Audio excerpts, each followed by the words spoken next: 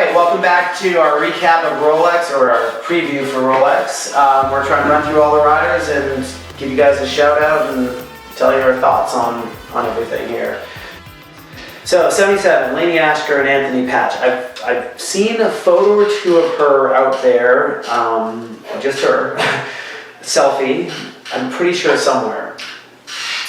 The Kim Kardashian of the sport, Laine. I mean, she's so positive.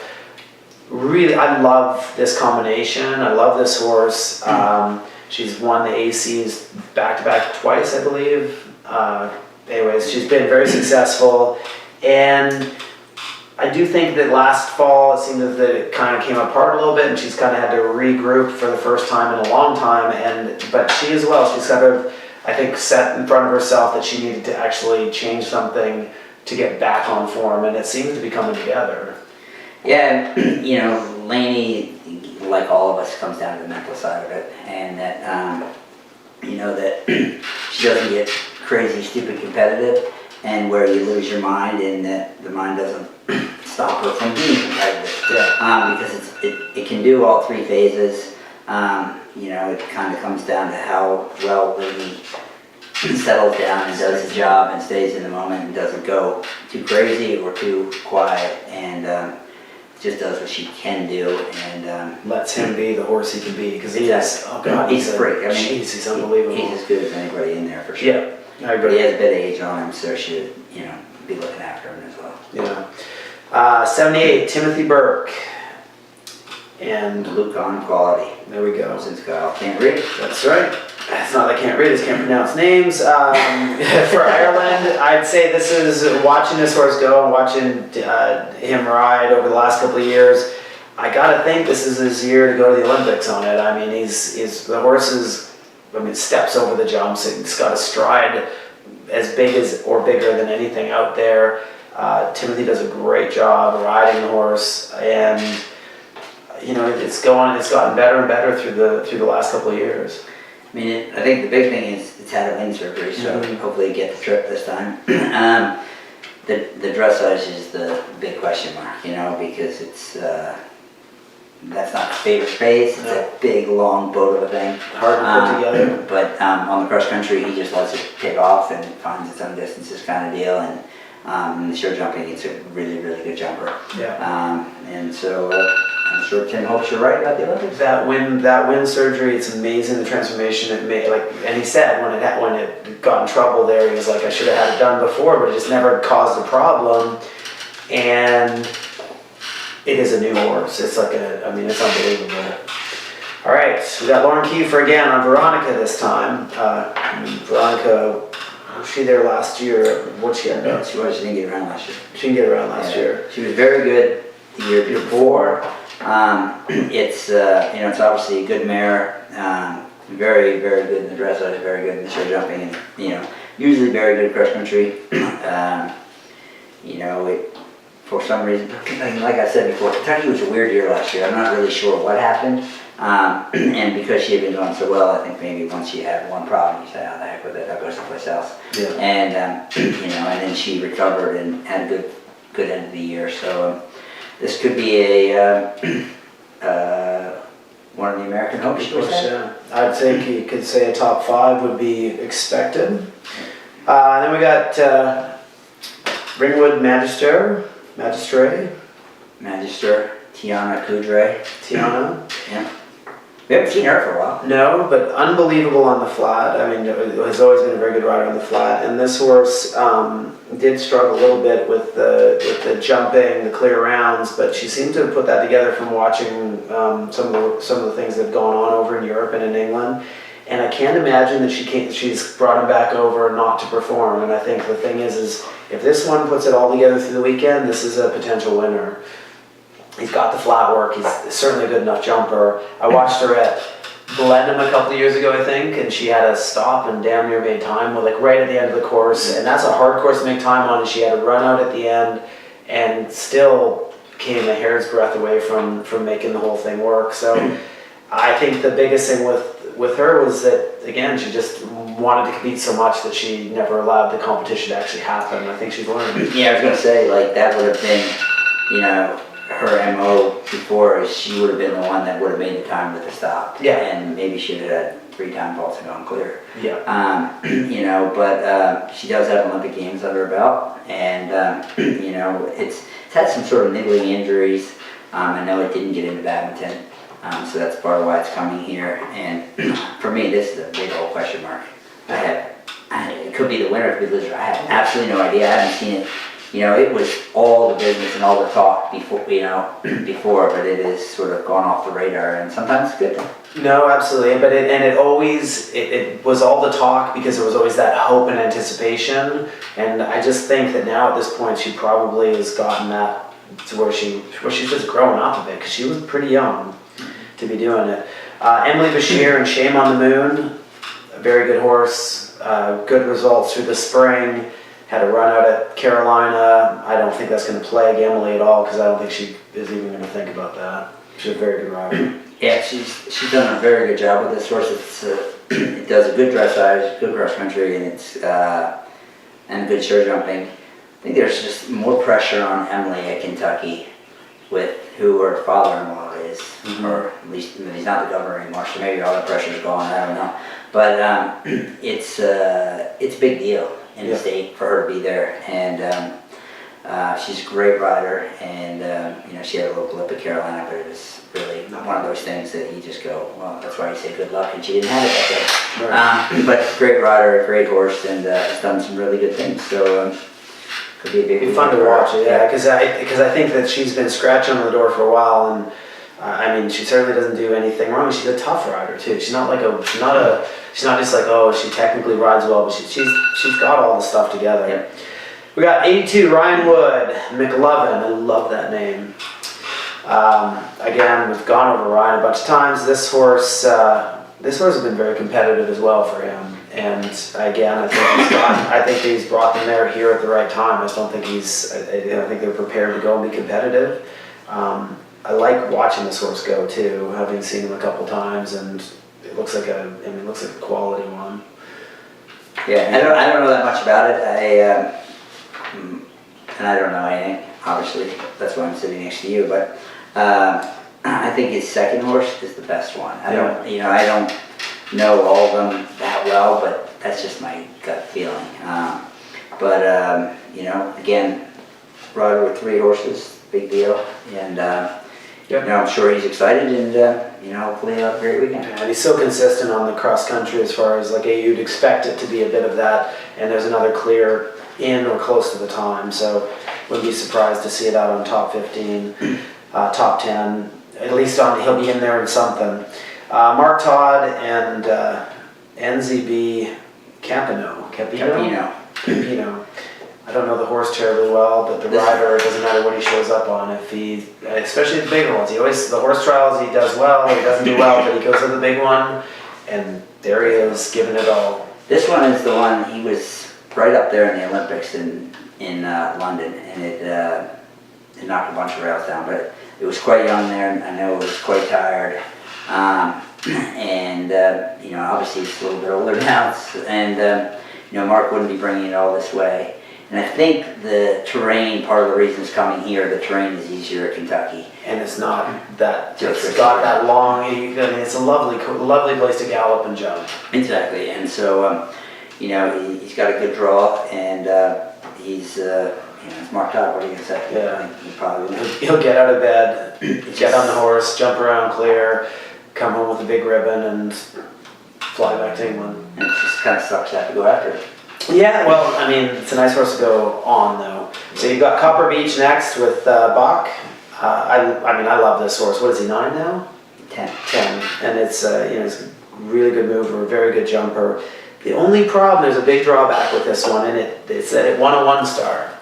And no horse ever won a 1-star and then went on to win a 4-star, I understand. Is that correct?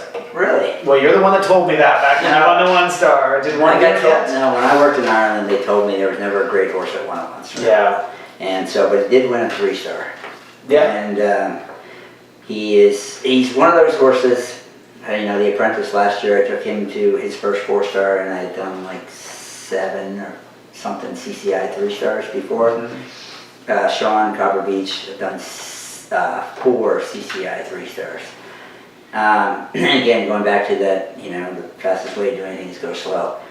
I really like him. He's going as well or better than he's ever gone. I don't have any idea if it's a 4-star horse. Yeah. You don't know until you try.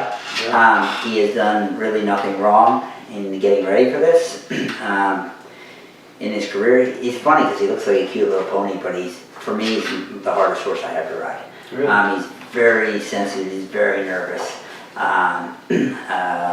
But he's very competitive too. Yeah. He tries, and that's sometimes what makes him difficult is he tries so hard.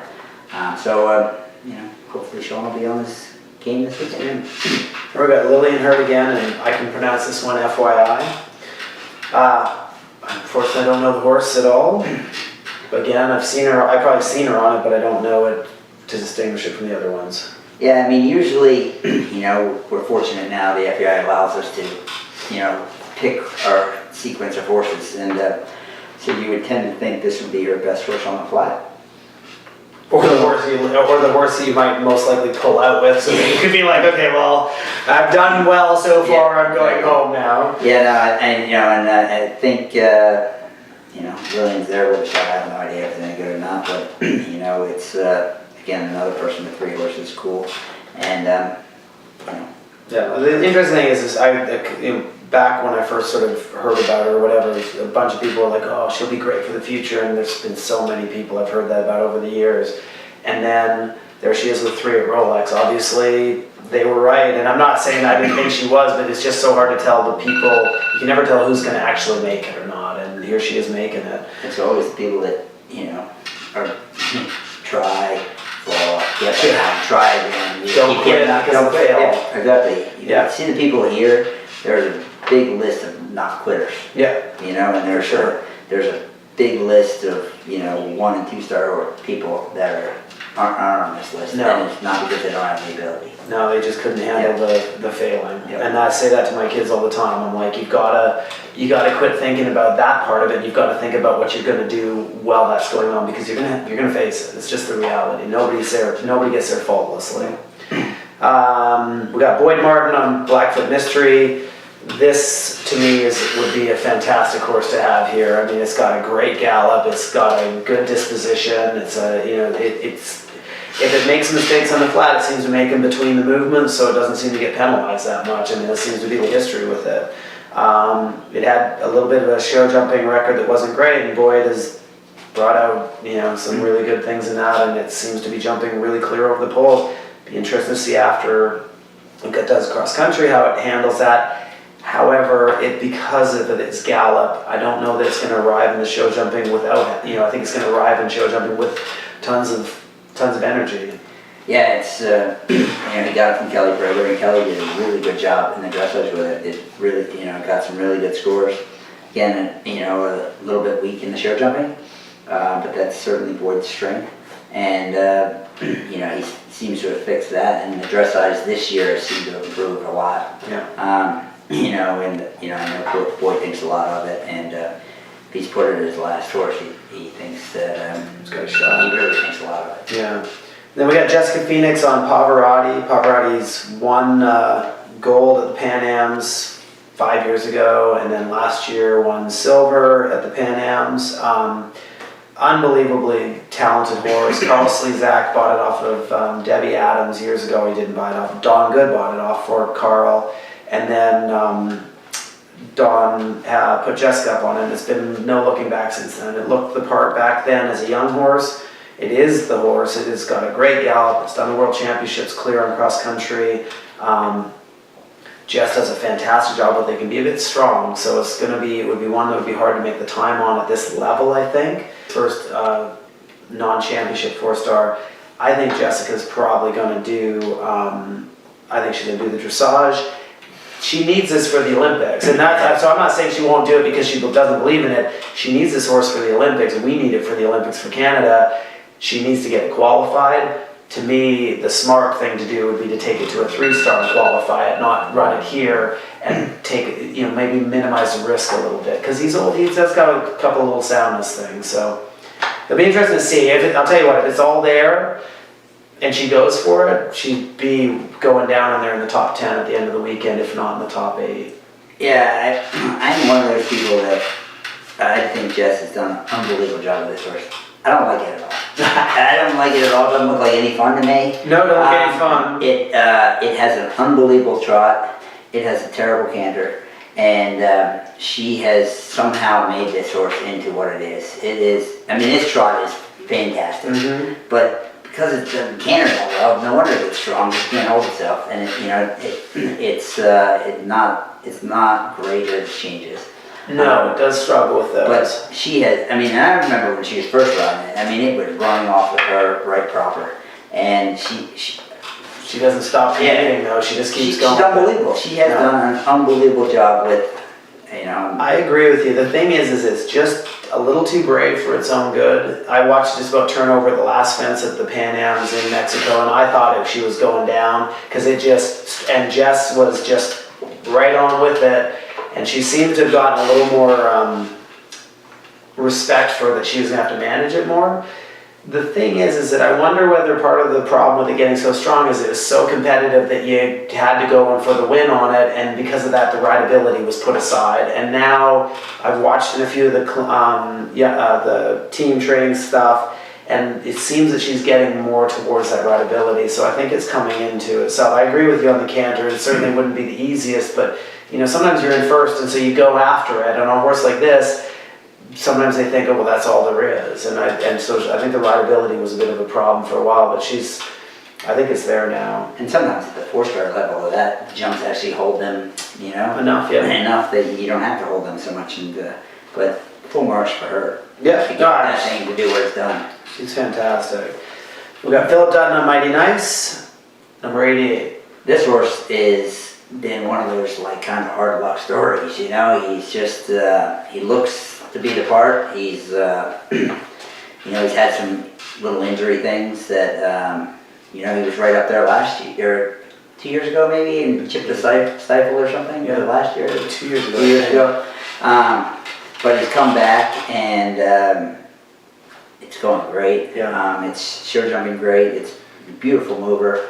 Might be the year. Yeah, you know, and it's I know it's a big deal to Phillip that Bruce Dutchishwa owned it, and you know, he sadly passed away, and he is one of Phillip's best friends, and they put a group together to own this horse, and so if Phillip needs any more inspiration to try, you know, I know he would love to do it for Bruce, and I know what he thinks of this horse and all the hard luck and just little things that kept it from the big win that, you know, it would be great for him, be a great story, you know, if we could have a really good weekend. Well, and that's it. I think that when it comes down to you put Phillip up on a horse that got a chance, you put Phillip up on this horse on the right day with the things going the right way, and there's no question about what's going to happen.